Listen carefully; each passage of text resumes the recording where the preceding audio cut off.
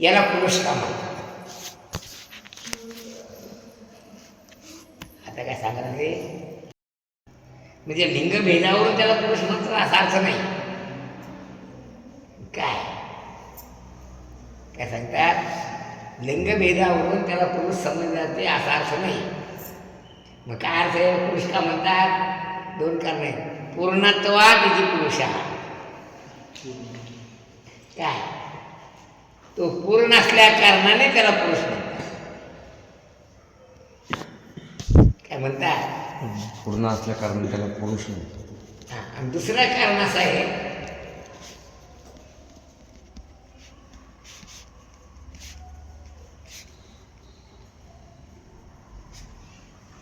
जसा राजा रावो कौढलिया सुखी, जैसा देशीचा व्यापारून ठेके. राजा झोपी गेला म्हणजे त्याच्यात राज्यातले व्यवहार बंद पडतात काय? नाही, सुरूच असते. किंवा तू झोपी गेला म्हणजे श्वासोश्वास बंद पडते काय? शरीरातले व्यवहार बंद पडतात काय? नाही पडतात का नाही? प्रजा आपल्याला अभिलाखे करत असते. प्रजा आपापल्या इच्छेप्रमाणे व्यवहार करत असते. राजा झोपला म्हणून नाही, तसा तू झोपला म्हणजे श्वासोश्वासाचे जे व्यवहार असतात, शरीराचे जे अभिसरण समस्या असते ती सुरूच राहते आपापल्या काय प्रकृती धर्माप्रमाणे. तैसे बुद्धीचे हन जाणणे. बुद्धीचे धर्म कोणते येतात? जाणणे म्हणजे ज्ञान करून देणे है ना. मनाचे घेणे देणे, मनाचा संकल्प विकल्प करणे, आणि इंद्रियाचे करणे स्फुरणवायू, आणि इंद्रियाचे व्यवहार प्राणापान गती हे सुरूच राहते. हे देहक्रिया आघवी न करविता होय बरे. शरीरातले जे व्यवहार असतात ते कोणी करते काय? करते काय? मग ते होतच राहत. जैसा नचलवी ते निरवी लोकू चाले. जसा सूर्य उदयाला बरोबर म्हणते का, उठा आंघोळ करा, संडासला जाऊन या, तोंड धुवा, असं सूर्य म्हणते काय? नाही. पण त्याच्या उदयाचा आपण येता तुझ्या उदयात वियकुळे गाती अति हर्षुनी, शार्दूलाधिक सर्व दुष्ट दडती गिर्यातळे जाऊनी. हे व्यवहार सूर्य सांगतो का वाघाला? आता मी आलो लपा भुयारात जाऊ, सांगतो काय? नाही. आणि पक्षाला सांगतो का मी आलो म्हणून, गाणे म्हणा म्हणून? पक्षी सारे उंच उडाले, मंजुळ गाणे गाऊ लागले, रविराजाची कीर्ती गाती. मग ते रवी सांगतो का त्याला कीर्ती माझी गायन कर म्हणून? नाही. अर्थात त्याच्या उदयानं व त्याच्या असतानं हे सगळे व्यवहार सहजच घडतात. कसे करतात? सहज म्हणजे काजेरीनं जो व्यवहार होतो त्या नाम करतात. काय नाही? काजेरीनं गंगा काजेरीनं चाले, सूर्य काजेरीनं चाले. काय नाही? काज म्हणजे कारण, कारणाविना सगळे व्यवहार होतात. हे देहक्रिया आघवी न करविता होय बरवी, जैसा न चलवी ते निरवी लोकू चाले. हा ना. अर्जुना तया परी, लक्षात ठेवा अर्जुना, सुतला ऐसा शरीर, या शरीरामध्ये सुतला म्हणजे निजला, झोपला. सुतावून दिली म्हणतो ना आपल्याला. वा काय सांगतो, या शरीरामध्ये तो काय झाला? झोपला. म्हणून पुरुष गाव झाली, म्हणून याला पुरुष असं म्हणतात. काय म्हणतात? पुरुष असं म्हणतात. सुतला आहे शरीरी म्हणून पुरुष गाव झाली, म्हणून याला पुरुष म्हणतात. संस्कृतमध्ये याचा अर्थ असतो पुरीशेनं करोति स पुरुषः. काय व्याख्या याची?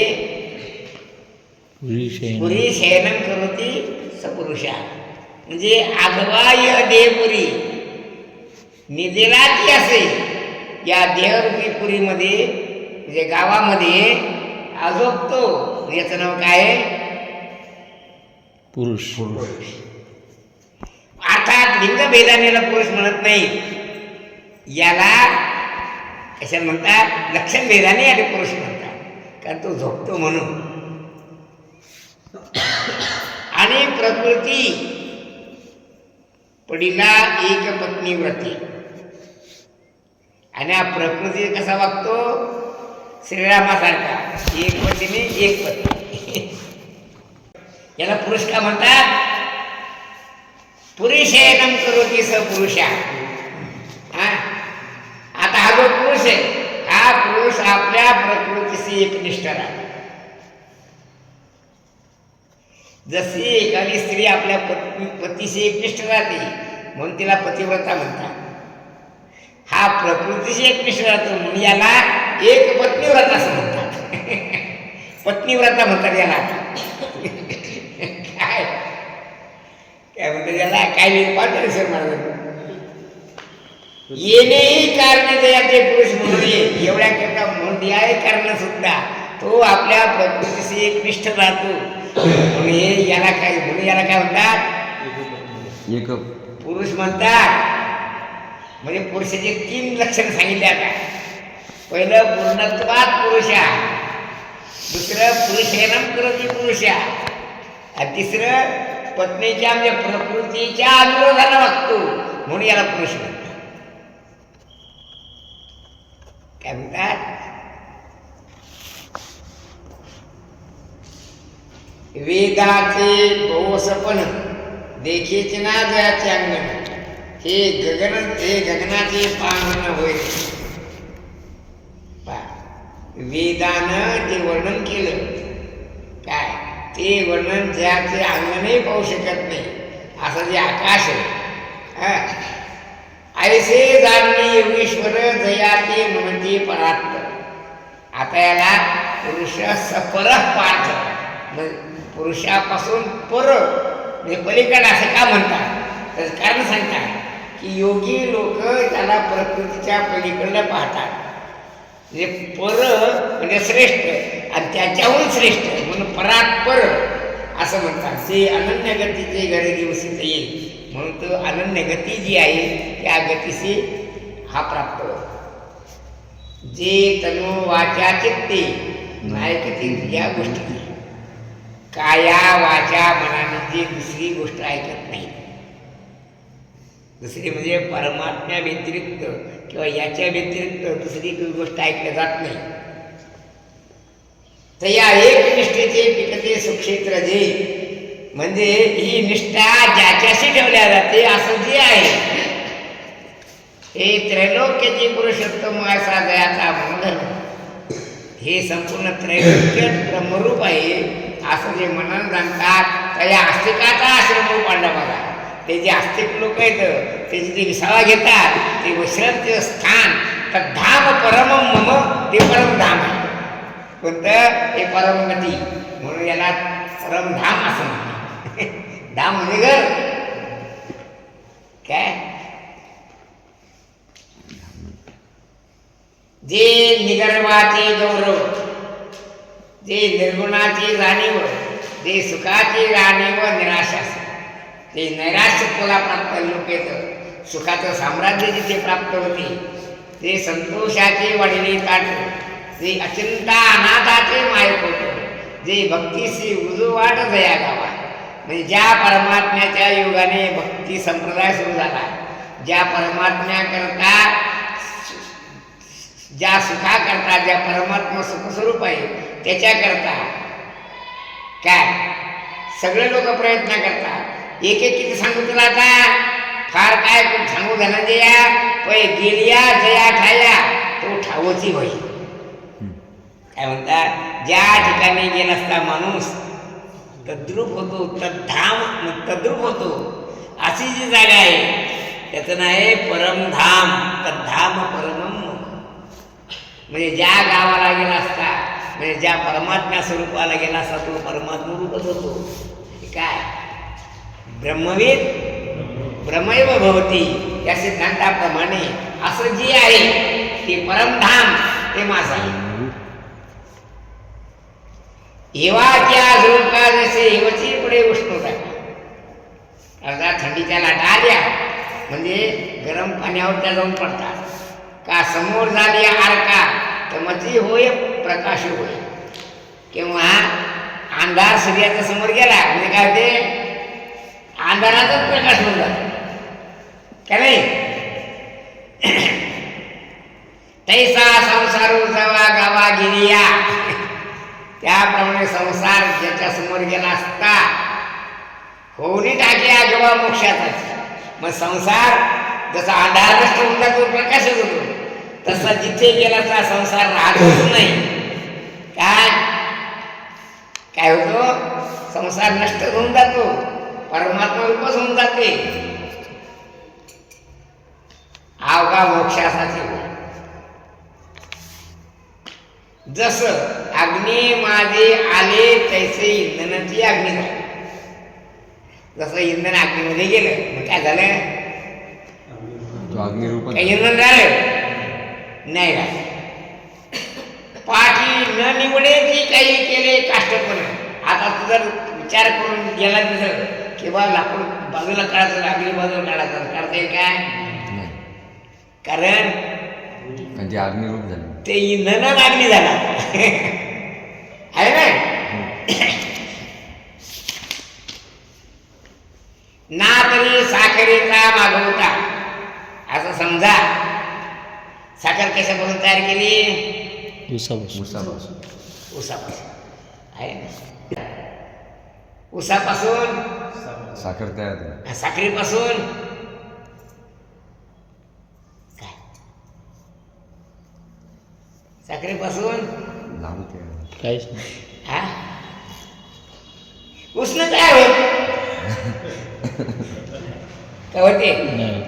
जसं प्रकाशापासून जी तयार झाली, विजेपासून प्रकाश झाला आहे ना. ऊसापासून साखर झाली, साखरेपासून काय ऊस होत नाही. ना साखरेचा मागवता बुद्धिमंतपणेही करिता ऊस नव्हे पंड सुताजी. आता साखरेपासून ऊस तयार नाही होतो. नाही. तस एकदा हा परमात्मा स्वरूप झाला काय, एकदा ऊसाचा रस तयार झाला, साखर झाली, आता त्याचा ऊस होत नाही. तसा हा जीवात्मा परमात्म्याकडे गेला, परमात्मा झाला की याला पुन्हा जीव दशा प्राप्त होत नाही. आता काय झालं म्हणजे झालं. आपल्याकडचे त्या बघे किती प्रयत्न केले तर साखरेचा ऊस होत नाही होते काय. तर किती प्रयत्न केले तर हा जीव दशेला पुन्हा येत नाही. नाही पूर्वपण करिता प्रयत्न, नाही पूर्वपण करी. पूर्वपण म्हणजे ऊस, आणि किती प्रयत्न केला तर साखरेचा ऊस होत नाही काय नाही. वा. किंवा लोहाचे कणक झाले. कोणाचे, लोहाचे म्हणजे लोखंड. कसं झालं, एकी माया कोणी केली, एके परिसे केली काय नाही. लोखंडाचं सोनं केलं, कोणी केलं, परिसान केलं. हा परिसान. आता सोन्याचं लोखंड करून दे म्हणा, आता नाही जमत आहे का नाही. आता अनेक केले जे केले लोहत्व, आणि असं कोणतीच वस्तू नाही. आता गेलेलं लोहत्व आता आणता येत नाही. पण सुवर्णत्व आणता आलं. हे कोणी केलं, सोन्याचं सोनं कोणी केलं, परिसान. परिसर आहे की नाही. आता परिसर दुसरा कोणता परिस आहे की सोन्याचं लोखंड करावं नाही. किंवा दुधाचं केलं तूप, म्हणून तुप होणी मागवते जे मी दुधपणा नाहीची मिळवते. काय म्हणतात दुधाचं काय केलं तूप केलं. आता आम्हाला तूप नाही पाहिजे आमचं दुधामध्ये आम्हाला चहा करायचा दूध चहा करायचा. आता ते बी पाहुण्या जया ते पुनरावृत्ती नाही तर तुझ्या परमात्म्याला प्राप्त झाला असता नस पुनरावर्तते. आता पुनरावृत्ती म्हणजे पुनर्जन्म त्याला आता ते माझे परम साचोकारे निजधाम हे आतुवटच वर्म दावीत असेल तेव्हा माझं जे खरं घर आहे परमधाम जे माझं आहे ते मी तुला सांगतो म्हणजे खरं सांगतो. काय सांगतात ते काय आहे ते माझं परमधाम आहे. अर्थात काय अर्थात म्हणजे अर्थ हा याचा यम यम वापी स्मरण भावम तिजंते कलेवरम तम तमेवैते कौंतेय सदा तद्भाव हविता तद्भावाने भावित झालेली बुद्धी प्रयाग काळाच्या वेळेला जर तुझ्याजवळ असली तर पुन्हा तू जीवदशेला येत नाही किंतु तू परमात्मरूप होतोस. आणखी एक विचार सांगायचा राहिला. तो विचार असा आहे कधी मेलं म्हणजे पुढे जाईल. काय सांगतात कोणत्या काळात कोणत्या देशातून मेला म्हणजे कोणत्या गतीला जाशील आणि कोणत्या काळात मेला म्हणजे दुर्गतीला जाशील हे एवढं सांगायचं राहिलं. एवढं सांगितलं की आद्या समाप्त. यत्र काले पुनरावृत्ती मावृत्तिं चैव योगिनः प्रयातायान्तिकं कालं वक्ष्यामि भरतर्षभ. यत्र काले ज्या काळामध्ये माणूस देहत्याग करतो तो माणूस पुनरावृत्तीला प्राप्त होतो म्हणजे पुनर्जन्म त्याला प्राप्त होतो. तेव्हा तो काळ कोणता आहे हे मी तुम्हाला सांगतो. ते आता उद्या पाहू आपण. काय सांगतात अर्थात सद्गती अधोगती कशाने प्राप्त होते हेही तुम्हाला आम्ही सांगतो. म्हणजे ज्या काळामध्ये देहत्याग केला असता तो दुर्गतीला जातो आणि ज्या काळामध्ये देहत्याग केला असता तो स्वर्गतीला जातो. हे वर्म आम्ही तुम्हाला उद्या सांगतो. हे जे आतापर्यंत सांगितलं तो परमधामाला जातो म्हणजे त्याला कोणती म्हणजे गतीची गती परमगती ज्याला म्हणतात ज्याला मोक्ष असं म्हणतात ज्याला आत्मस्वरूपता म्हणतात ज्याला स्वरूपाधिगती म्हणतात ती सांगून झाली. आता कोणत्या काळामध्ये जीवात्मा देहत्याग करून गेला असता कोण्या अवस्थेला जातो कोण्या शरीरात जातो कोण्या जन्माला जातो हे सांगायचं राहिलं. एवढं सांगितलं ही अध्यायाची समाप्ती झाली. पुंडलिक वरदा विठ्ठल श्री ज्ञानदेव तुकाराम विठ्ठल